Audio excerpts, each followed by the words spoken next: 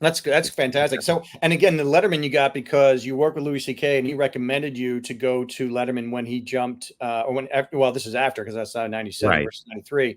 But you were in that sort of process, and Louis didn't want to do it, or he just said that. No, he was a writer at the show, and the writers wanted to write, and they were looking for a warm up.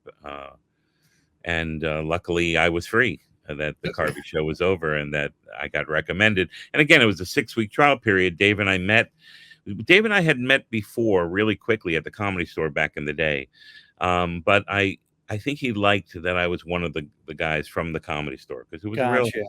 sorority fraternity kind of thing there. We all looked out for each other. You always hear stories, oh, this comic was a jerk, or this person, in every business there's that. But when I remember Taylor Negron pulling me to the side and saying, you're really good with an improv, and why don't you try this, and why don't you do that? Or David Brenner helping me with the line. Joan Rivers, my very first set on Letterman as a comedian, Joan Rivers helped me with my very first set. So I was very Wow. lucky along the way to meet these incredible people who were just comics.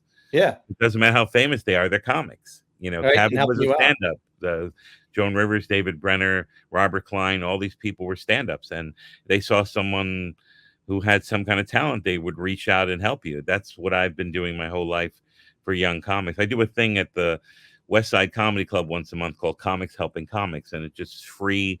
All the young comics come in, and they ask, and I get a panel together of pros and let the young comics ask questions.